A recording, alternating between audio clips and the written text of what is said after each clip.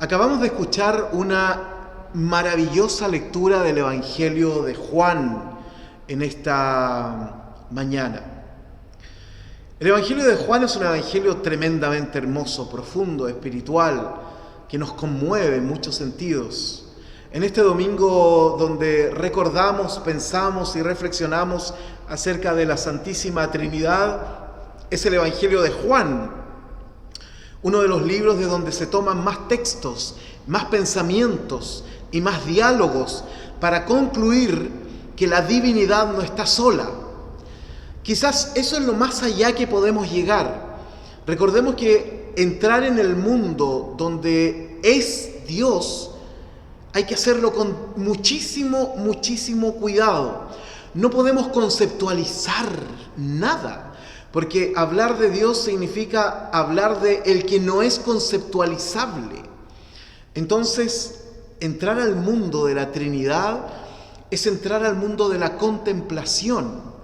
Hay una historia antigua en los relatos místicos de los hombres del desierto y de los hombres de la ciudad que dice que 4 entraron al jardín donde estaba Dios y solo 1 pudo salir.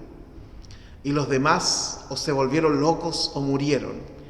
Lo que quiere decir esto es que entrar o intentar definir qué es Dios, el lugar donde está Dios, es sumamente peligroso. Solo podemos contemplar, dar cuenta de que no podemos entender cómo funciona esto. Así funciona o no funciona así en realidad la Trinidad. Simplemente es contemplable. Y en este domingo de Trinidad estudiamos el Evangelio y leemos el Evangelio de Juan, que es un evangelio muy contemplativo, que también está hecho para ser mirado, no necesariamente para ser entendido. Jesús enseña a Nicodemo, dirá el subtítulo de la NBI referido a este texto. Vamos a ir paso a paso absorbiendo lo que nos quiere decir esta narración. Había entre los fariseos un dirigente de los judíos llamado Nicodemo. Dirigente de los judíos y entre los fariseos, por lo tanto sabemos que era fariseo y dirigente de los judíos. Pero en el mundo religioso, los dirigentes adquieren muchas formas. Hay dirigentes políticos, hay dirigentes de relaciones públicas, hay dirigentes administrativos, hay dirigentes de vida, es decir, que tienen una vida ejemplar y que simplemente por el hecho de vivir y ser coherentes con su vida, ya son dirigentes sin quererlo y sin decirlo. Están los dirigentes teológicos, que son los que se supone que saben, pero que son dirigentes porque, están puestos ahí como dirigentes. O sea, en una comunidad, en una sociedad tan religiosa como la que había en aquellos tiempos, una persona podía ser dirigente desde cualquier punto de vista, económico, político, relacional, administrativo, teológico o simplemente por su vida. Entonces aquí tenemos un hombre que dice que era un dirigente de aquel tiempo. Y en la medida que vayamos viendo el texto, quizás podríamos dilucidar a qué dirigencia estaba relacionado Nicodemo. Dice que era uno de los principales, un dirigente de los judíos llamado Nicodemo y que fue de noche a ver a Jesús. Uno podría decir, quizás llegó la tarde, se desocupó Nicodemo y dijo, alcanzo a ir a ver a Jesús. Y fue, y le dio la noche, Esa podría ser una interpretación. Pero si leemos el capítulo anterior en la vida de Jesús y en el Evangelio de Juan, podríamos pensar maliciosamente por qué Nicodemo fue de noche a ver a Jesús. Recordemos un poco lo que dice el texto anterior. Jesús purifica el templo, dirá el capítulo 2, y el versículo 13 es cuando dice que se aproximaba la Pascua de los judíos y subió Jesús a Jerusalén. Jerusalén está en un monte. Y en el templo, ahí antes de entrar al templo mismo, pero que se consideraba templo, donde se vendían las ofrendas, donde se hacía el intercambio de dinero, etcétera, en ese lugar, dice, halló a los que vendían bueyes, ovejas y palomas, e instalados en sus mesas a los que cambiaban dinero, porque el templo solo aceptaba un tipo de moneda, Entonces usted tenía que ir con sus shekels, ¿no? Con sus dólares, tenía que ir con sus euros, con sus pesos, con sus rupias, con lo que usted quiera, y tenía que cambiarlo por el dinero del templo para poder comprar la ofrenda que usted quería ofrecer a Dios. Entonces la verdad es que era un movimiento, era como Wall Street antes de entrar al templo. Y Jesús, cuando ve eso, se indigna. Porque además, el templo era el lugar de dirigencia económica y política de Israel. Y Jesús se indigna porque además los pobres quedaban sin nada para ofrecer sus ofrendas, para quedar bien con Dios. Porque estaba esta idea de que para quedar bien con Dios, para que Dios te perdone, tú tenías que pagar para eso. Tenías que pagar por tu salvación. ¿No le suena eso un poquito a lo que ocurrió en 1517 en adelante con Lutero en Alemania? ¿No recuerda que cuando Lutero va a Roma se escandalizó porque esperaba llegar a un lugar iluminado por la santidad y se encuentra con un lugar iluminado por la abominación del dinero y la transacción y el uso y mal uso que hacían los sacerdotes de los dineros de los pobres? Se parece mucho a la historia, ¿no? Lutero vuelve decepcionado a Alemania, diciendo que Roma era un semillero de porquería prácticamente. Jesús va al templo donde espera encontrar santidad, donde espera encontrar justicia, como decía el salmo leído hoy día, rectitud. ¿Y encuentra qué? Abuso de poder, en donde siempre los más pobres, los desposeídos, eran dejados de lado.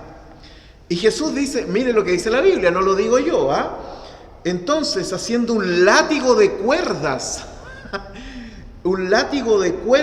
echó a todos del templo juntamente con sus ovejas y bueyes y regó por el suelo las monedas de los que cambiaban dinero y derribó sus mesas. Si usted cree que seguir a Jesús no implica estar a favor de los que son abusados y desposeídos por los grandes movimientos económicos, no ha entendido muy bien el cristianismo. Cristianismo y después luteranismo se indignan. Jesús y Lutero y Pablo de pasada se indignan cuando el poder o cuando la gente se posiciona en el poder y hace que los más débiles sufran por esto. Hay una indignación. Y aquí está Jesús indignado, ¿no? Jesús no está diciendo, no aparece con sus manitos así, ni diciendo, miren, la verdad es que no lo están haciendo bien, eso no se hace. No, Jesús no les dijo eso. Jesús vio el abuso por un lado y cómo se había transformado el templo en un mercado, y Jesús se indigna. Y muestra su indignación. Lo mismo que pasará 1500 años después con Lutero, cuando Lutero ve cómo los sacerdotes abusan de los más pobres y les quitan hasta el último centavo para que ellos puedan comprar su salvación, porque les habían dicho eso, ¿no? Ustedes pueden comprar su salvación con las indulgencias. Y Lutero se indigna y nuevamente derribó las mesas de los cambistas de toda Europa hasta el día de hoy. Por lo tanto, somos herederos, los luteranos, de miradas que no pueden dejar pasar la injusticia. No podemos dejar pasar la injusticia. No nos podemos quedar cómodamente sentados viendo cómo la injusticia se sienta en el trono. Eso no lo hizo ni Jesús ni lo hizo Lutero, digamos. Bueno, había ocurrido todo esto, y ahora podríamos entender por qué Nicodemo, dice la Biblia, que va de noche. Va a hurtadillas, ¿no? Podríamos incluso escuchar la música. Va a hurtadillas donde Jesús. Y miren lo primero que le dice. Le dice rabí. Cuando una persona le dice rabí a otro, rab viene de una palabra muy antigua que quiere decir mucho, ¿no? Quiere decir suficiente, ¿no? El rab era el que tenía muchísimo conocimiento, muchísima ética, etcétera. O sea, el rab no es cualquier persona. Entonces le dice, rabí, sabemos que eres un maestro que ha venido de parte de Dios. No sabemos todavía qué tipo de dirigente era Nicodemo, pero sí sabemos que si Nicodemo estuvo ahí cuando Jesús derribó la economía del templo, derribó los abusos de poder, Quizás Nicodemo sí estaba ahí y dijo, aquí hay un hombre que vale la pena escuchar. Y le dice, Rabí, sabemos que eres un maestro que ha venido de parte de Dios, porque nadie podría hacer las señales que tú haces si Dios no estuviera con él. Y miren lo que le responde Jesús. De veras te aseguro que quien no nazca de nuevo no puede ver el reino de Dios. Este texto ha trascendido por las eras hasta nuestros días. No te aseguro, te aseguro que si no naces de nuevo, no puedes ver el reino de Dios. Esto es sumamente potente, porque lo que Jesús está diciendo no es que el reino de Dios no esté. Lo que está diciendo es que no lo puedes ver si no naces de nuevo. Ahí está el reino de Dios en todas partes. Podemos ver el reino de Dios cuando personas... Supe una historia hace poco de una mujer en España, no diré su nombre.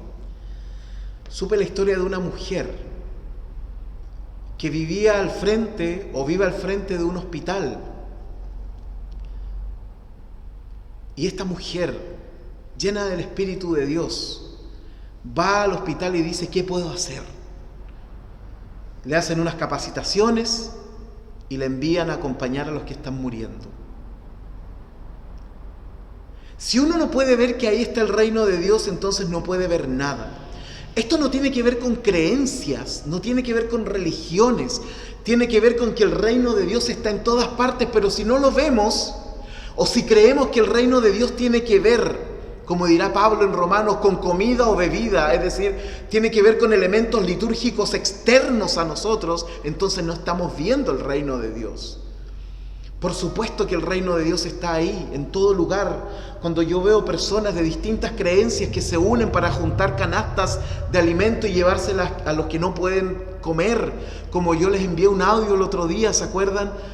De un hermano, no sé si es venezolano o colombiano, que le fuimos a dejar una canasta de alimentos y él mandó un audio después y dijo, hace un tiempo no sabíamos qué comer, él con su esposa embarazada. Yo decía, ¿cómo puede ocurrir eso en Chile? Que haya gente que no tenga qué comer y no lo sabemos. Entonces hay gente de distintas creencias o no creencias que están haciendo el reino de Dios. Y Jesús le dice, no es que el reino de Dios se arme así. Tienes que nacer de nuevo. Y cuando nazcas de nuevo, de pronto vas a poder ver el reino de Dios. Nosotros no tenemos el poder del reino de Dios. Donde está la iglesia no significa que está el reino de Dios.